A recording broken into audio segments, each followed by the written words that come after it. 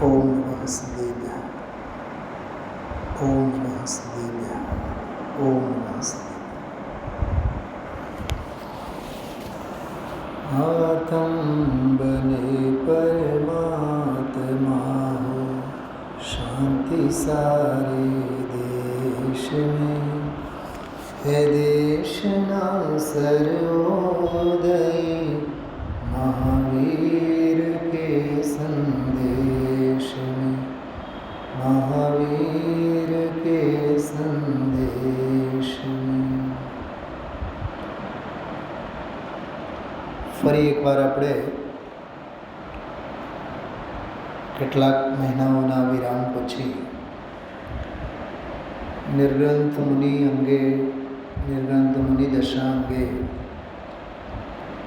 આત્મસાધક હરતા ફરતા સિદ્ધ ભગવંતો એટલે સંસાર શરીરની ભોગોથી પરમ વિરક્ત એવા પરમ વૈરાગી મુનિ ભગવંતો અંગેના ગુરુદેવશ્રીના હૃદયમાંથી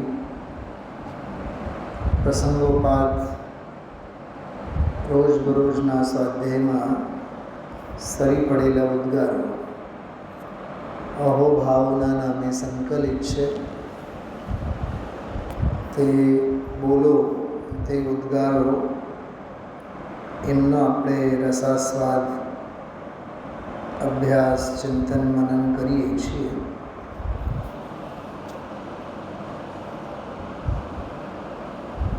ભગવાન બનવું હોય તો જ્ઞાનીઓ પાસેથી જ શીખવા જેવું છે. અને ભગવાન બનવા માટે ભક્ત હૃદય કેવો હોય, ભક્તિ કેવી હોય, એ જ્ઞાનીઓ પાસેથી જ શીખવા જેવું છે. ભગવાન બનાય થવાય તો જ્ઞાની જેવું, ભક્ત પણ થવાય અને ભક્તિએ કરાય જ્ઞાની જેવું. આપણને આવડે જ ક્યાં છે? નથી ભગવાન બનતા આવડે, નથી ભક્ત થતા આવડે, ને ભક્તિ કરતા આવડે. જ્ઞાનીઓના જીવનમાં ભક્તિ, એમનું ભક્ત હૃદય ભગવાન પ્રત્યે, પાંચો પરમેશ્વરો પ્રત્યે, નિર્ગ્રંથ મુનિઓ પ્રત્યે, ગણધરો પ્રત્યે જે ગુરુદેવશ્રી જેવા ભક્ત હૃદયમાંથી ઉછળતા જે ભાવો છે એ અનન્ય ભક્તિ છે. જેમાં અધ્યાત્મ, જેમાં સિદ્ધાંત, જેમાં ન્યાય, જેમાં વસ્તુ સ્વભાવના સૂત્રો, જ્ઞાનમના રહસ્યો, જ્ઞાનીઓના ભક્તિ ભાવનાઓમાં પણ ઉછળતા હોય છે. સમજાણું શું કીધું? અમે લોકો જયપુરમાં ભણતા ત્યારે એક બહુ સરસ વાત આવતી, ભક્તિ કરાય તો સંત ભદ્રાચાર્ય જેવી. કેમ સંત ભદ્રાચાર્ય જેવી? કેમ કે સ્વયંભૂ સ્તોત્ર, યુક્ત્યાનુશાસન જેવા સ્તુતિ ગ્રંથોમાં, સ્તોત્ર સાહિત્યમાં, આપ્તમીમાંસા, દેવાગમ સ્તોત્ર, ન્યાય નિષ્ઠ શૈલીમાં દરેક છંદમાં, દરેક શ્લોકમાં ન્યાય જ ભરેલું છે. અનેકાંત, સાદ્વાદ એટલે વસ્તુ સ્વભાવ, વસ્તુ સ્વરૂપનું ચિંતન સ્વયંભૂ સ્તોત્ર, આપ્તમીમાંસા વગેરે શાસ્ત્રોમાં છે. ભક્તિ આવી હોય. સમજાય છે ધનજીભાઈ? એવું ના હોય કે તમે કુંડલપુરમાં જન્મ્યા અને પાવાપુરીથી મોક્ષે ગયા. જન્મ અને મરણથી તો ભગવાન મહાવીર તો રહિત છે ને, એના ગુણગાન કરો ને. કુંડલપુરમાં જ ક્યાં સુધી પડ્યા પાથર્યા રહેશો? કુંડલપુરીના જ ગીત ક્યાં સુધી ગાશો? એ તો સિદ્ધપુરીમાં છે. ખ્યાલમાં આવ્યું? જેમ ગુરુદેવશ્રીની વાત કરીએ ઉમરાળામાં જન્મ્યા ને પાલેજમાં મોટા થયા ને પેઢીએ બેઠા. હા, ઉમરાળામાં દીક્ષા લીધી અને પછી દીક્ષા છેદ કર્યો. દીક્ષા છેદ કરીને પરિવર્તન પછી જે 45 વર્ષ સુધી સમયસારની ધૂની જે રમાડી, 45 વર્ષ સુધીનો જે પ્રભાવનાનો યોગ, પ્રભાવનાનો કાળ છે. ગુરુદેવશ્રીનો તો સાચો પરિચય તો એ છે ને. બોલો બોલો જયેશભાઈ, શું કીધું? આધ્યાત્મિક સત્પુરુષ પરિવર્તન પહેલાંના કે પરિવર્તન પછીના? એટલે 45 વર્ષ દરમિયાન જે અધ્યાત્મ ક્રાંતિ થઈ, સિદ્ધાંતોના સૂત્રપાત થયા. સાચા ગુરુદેવ તો એ છે ને, ગુરુદેવશ્રીની સાચી ઓળખાણ તો એ છે ને. ખ્યાલમાં આવ્યું? એમાં ભક્તિ પણ સ્તરીય હોવી જોઈએ. સ્તરીય, ઊંચામાં ઊંચી. કેમ કે માર્ગ પણ સિદ્ધત્વને પામવાનો માર્ગ પણ જ્યારે વિતરાગતાનો છે. ભક્તિ કેવી? વિતરાગમય જ હોય ને. કરતા બુદ્ધિ હોય ભક્તિમાં. હે શાંતિનાથ ભગવાન, તમે શાંતિ કરનારા, તો શું કુંતનાથ ભગવાન અશાંતિ કરનારા? અકલ તો વાપરવી જોઈએ ને આપણે. શાંતિનાથ તો શાંતિનાથ છે જ, કુંતુનાથ એ શાંતિનાથ જ છે.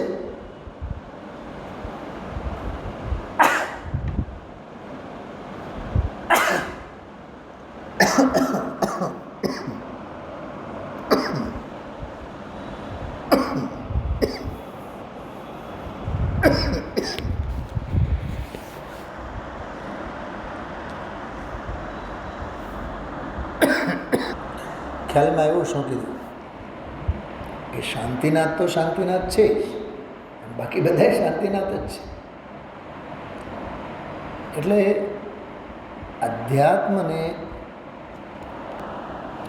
અધ્યાત્મને આગમની મર્યાદાનું ક્યાંય ઉલ્લંઘન ન હોવું જોઈએ. હમણાં વાદીરાજ સુરીનો એક 10-15 મિનિટ બારીલ સાહેબનો એક વ્યાખ્યાનનો અંશ હતો. ગઈકાલે જ મેં સાંભળ્યું બપોરે. આપ ગમે તે કહો એ પુસ્તકમાં એને કોડનો રોગ થયેલો, એનો આખો પ્રસંગ બહુ સરસ અકર્તાપનાના સંદર્ભમાં, કે રાજાએ કીધું કે ભાઈ તમે જૈન, તમારા જૈનના સાધુઓ તો બધા કોડીઓ હોય છે, રોગી હોય છે. તો મંત્રી કહે કે નહીં. મંત્રી વાદીરાજ સૂરી પાસે ગયા અને કહે કે રાજા એવું કહે છે તમારા મુનિઓ તો બધા કોડી જ હોય છે, રોગી હોય છે. તમે ગમે તેમ કરો, તમે સિદ્ધ કરીને બતાવો કે તમને કોડનો રોગ નથી. હવે એને સર્વાંગમાં કોડનો રોગ હતો. પહેલાં તો એને ઠપકો આપ્યો, તમે ખોટું કામ બોલ્યા, બરાબર.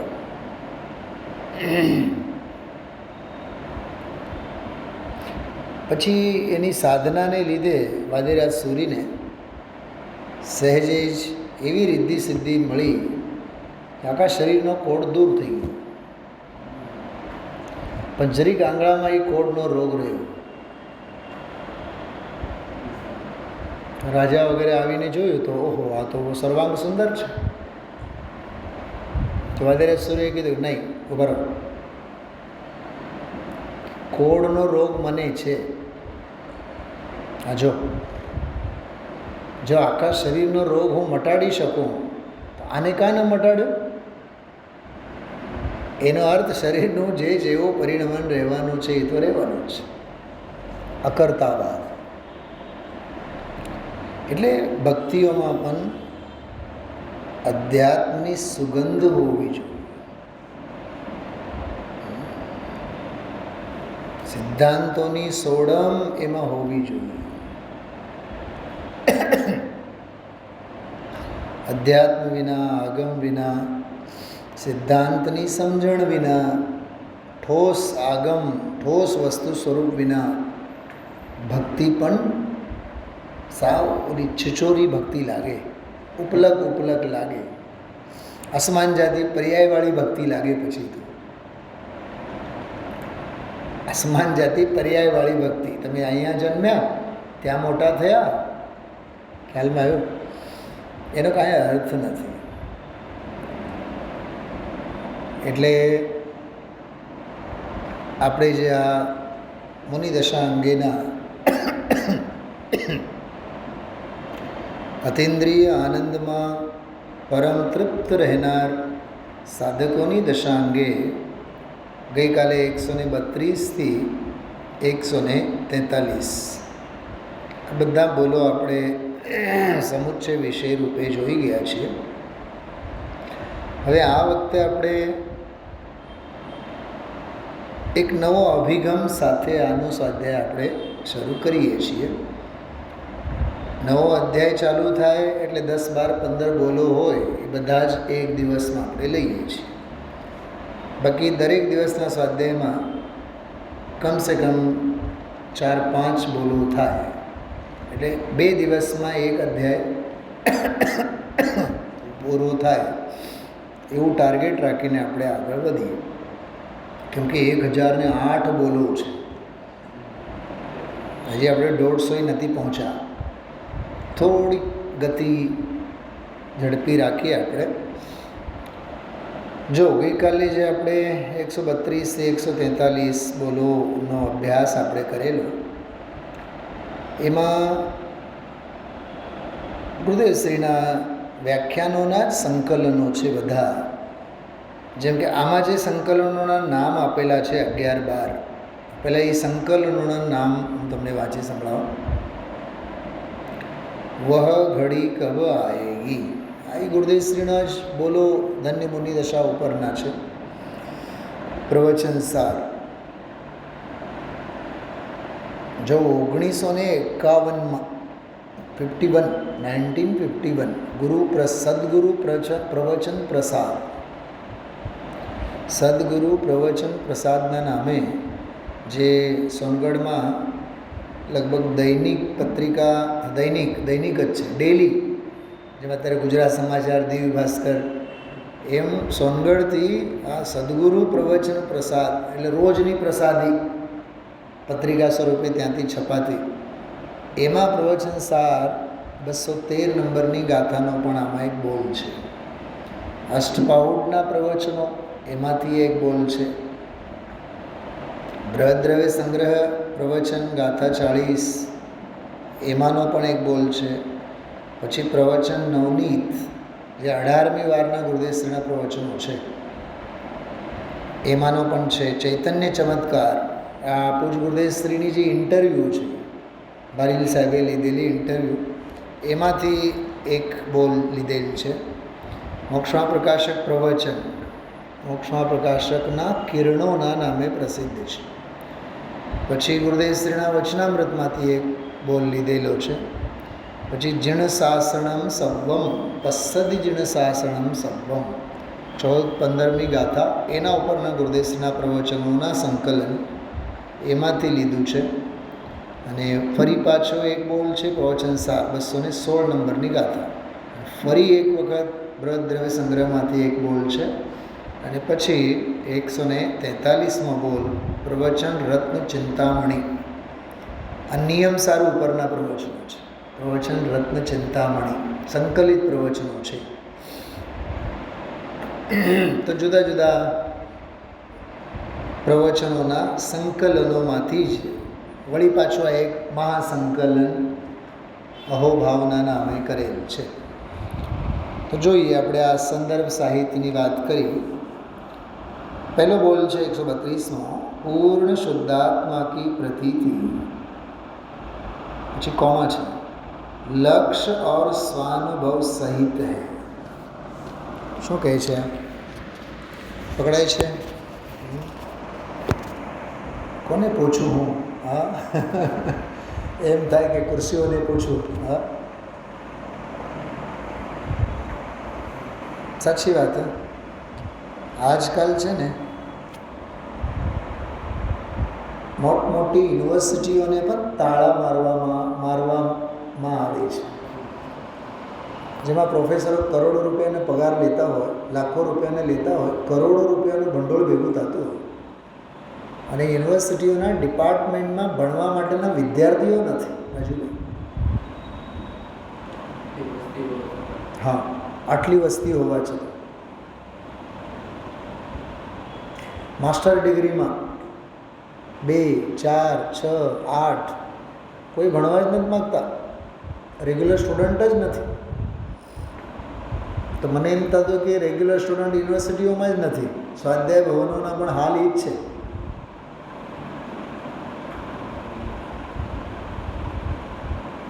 ઘરે બેઠા છે, અમે સાંભળીએ અને વાંચીએ, એ બધું કરસ્પોન્ડન્સ કોર્સ છે.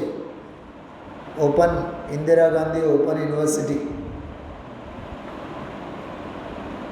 છો ક્યું? હા હા, યુનિવર્સિટીઓમાં જે સ્ટડીની બધી સ્ટાઇલ છે, આપણા સ્વાધ્યાય પ્રવચન આ બધી, હા, અરે આમ ધમધમતું હોય, 100-200 બધા શ્રોતા હોય, પ્રશ્નોત્તરી થતી હોય. આ તો વક્તા આવીને બેઠા અને 8:15 ઓડિયો ચાલુ કરવાનું, જ્યાં સુધી હાલે ત્યાં સુધી હાલે. નિષ્પ્રાણ સ્વાધ્યાય કહેવાય, અને ચૈતન્યમય સ્વાધ્યાય ન કહેવાય. નિસ્તેજ, સાવ નિષ્પ્રાણ જેવું એમ. એટલે હું આપને પૂછતો હતો કે આમાં જે એક વાત આવી, પૂર્ણ શુદ્ધાત્માની જે પ્રતીતિ છે, પ્રતીતિ એટલે ભાવવાસી સ્વરૂપની દૃષ્ટિ છે, એમાં લક્ષ્ય તો છે જ. લક્ષ્ય એટલે જ્ઞાન, એટલે એને લક્ષ્ય બનાવીને પ્રતીતિ પરિણમેલી છે, સ્વાનુભવ સહિત. કાલે આપણે વાત કરી હતી, પ્રતીતિ કહેતા શ્રદ્ધા, લક્ષ્ય કહેતા જ્ઞાન, અને સ્વાનુભવ સહિત કહેતા ચારિત્ર. શ્રદ્ધા, જ્ઞાન અને ચારિત્ર ત્રણેય આમાં ભેગા છે. पूर्ण साध्य की प्राप्ति के लिए नग्न मुनि दशा सहित निश्चय चारित्र अंगीकार करना चाहिए. जो मात्र सम्यक दर्शन થયે મોક્ષ નહીં થાય.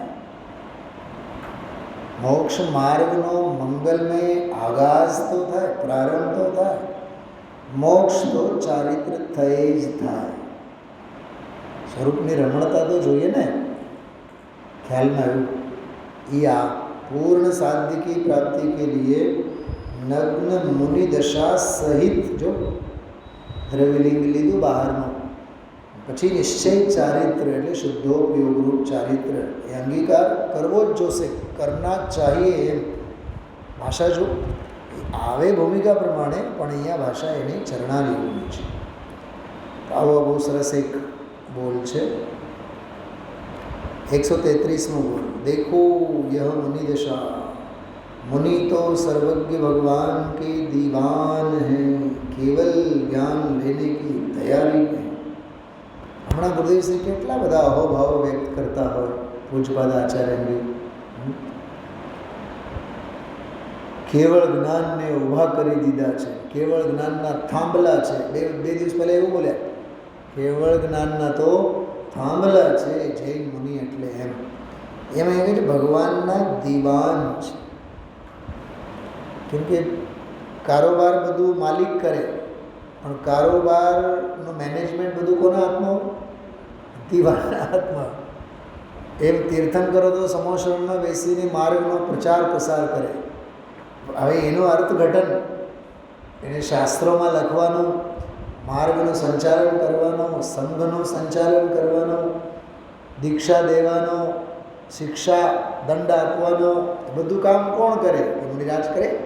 એટલે મુનિરાજ એ સર્વનું ભગવાનના દીવાન છે. ગુરુદેવ કહે ને આડતિયા, યા દીવાન એટલે આડતિયા એમ. કેવલ જ્ઞાન લેने की तैयारी में, પોતે તો કેવળ જ્ઞાન લેવાની તૈયારીમાં છે. મને તો આના ઉપરથી એક વાત યાદ આવે. નાટક સમયસારમાં લખ્યું છે કે મોટા દીકરા, જોકે એમાં નથી લખ્યું ગુરુદેવશ્રી એવો અર્થ કરતા હોય. ત્યાં લઘુનંદન શબ્દ છે, સમ્યક દૃષ્ટિ તો લઘુનંદન છે. મુનિરાજ તો મોટા દીકરા છે. मुनि बालक की तरह यथाजात अर्थात नग्न दिगंबर होते हैं. આ બહુ સરસ છે. યથાજાત, યથાજાત એટલે જન્મેલ દશામાં વસ્ત્ર નહીં, પાત્ર નહીં, આભૂષણ નહીં, આભરણ નહીં, શૃંગાર નહીં, શરીર શૃંગાર જરીએ નહીં. જરીએ નહીં, નહીં જ.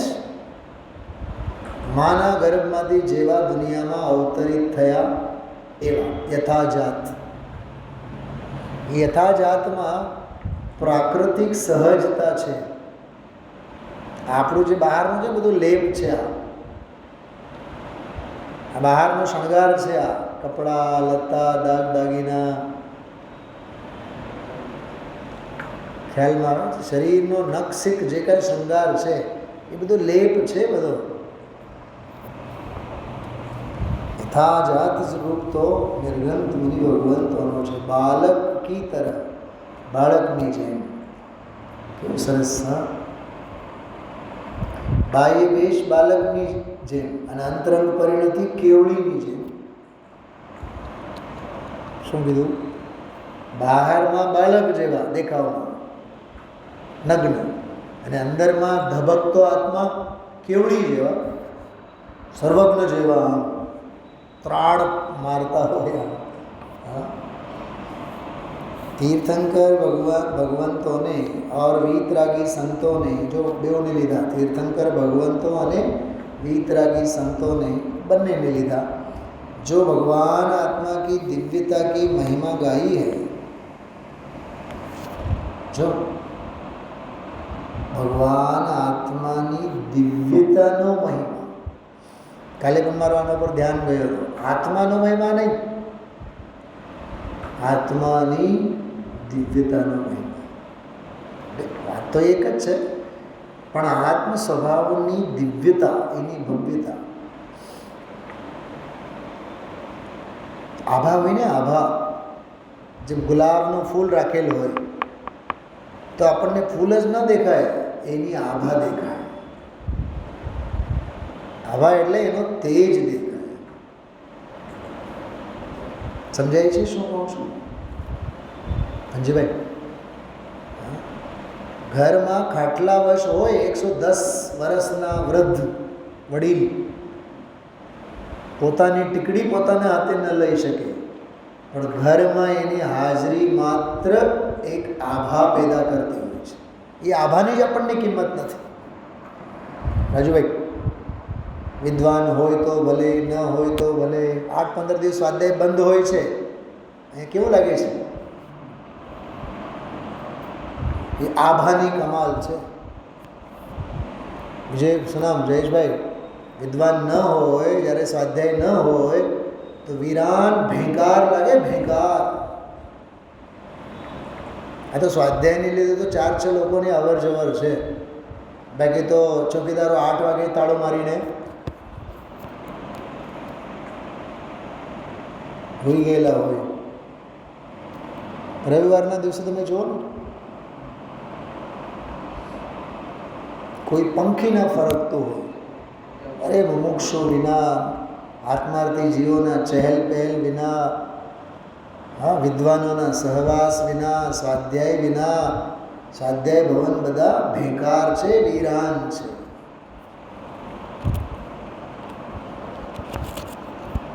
ખ્યાલમાં આવ્યું? પણ એ એની કિંમત નથી આપણને. એ દિવ્યતા છે, એ આભા છે.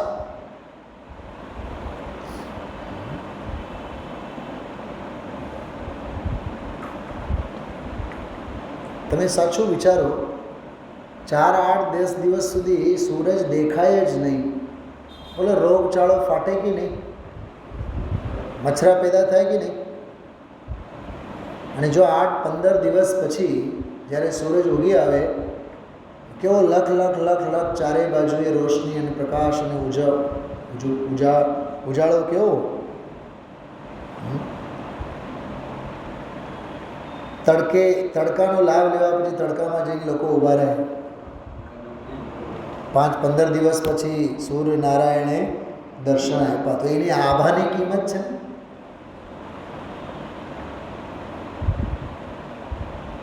જેમ રસોઈ પાણીમાં રસોઈ ગમે તેટલી સારી હોય, પણ હવે જો મીઠું ન હોય, સ્પાઇસી મસાલો ન હોય, તો એ તેજ ક્યાં, એ આભા ક્યાં, એ લિજ્જત ક્યાં? તો દૈનિક સ્વાધ્યાય, દૈનિક અભ્યાસ, દૈનિક ચિંતન, મુમુક્ષોની અવર જવર, એ તો સ્વાધ્યાય ભવનની લિજ્જત છે.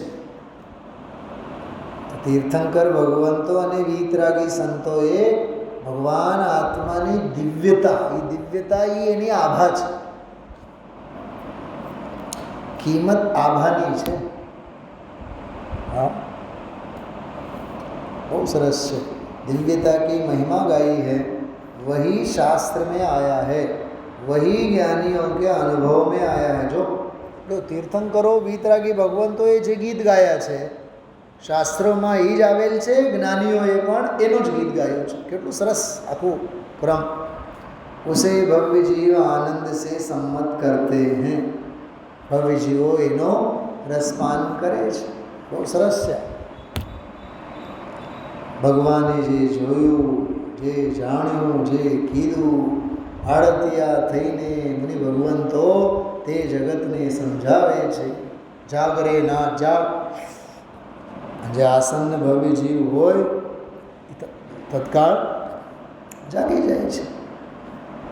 એવો આ સરસ મજાનો બોલ છે. मुनिराज तो पर से सहज परान्मुख है, 5 इंद्रियों के विस्तार रहित देह मात्र जिनको परिग्रह है. प्रवचन नवनीत जे भाग છે, ભાગ બીજો, એના ઉપરના આ બોલ છે. સહજ પરાન્મુખ, પરાને નહીં, સ્વભાવે જ પરાન્મુખ છે. ખ્યાલમાં આવ્યું? પરિસ્થિતિ બની અને વૈરાગી થયા એમ નહીં, સહેજ જ વૈરાગી છે. ઘણો ગંભીર છે બોલી.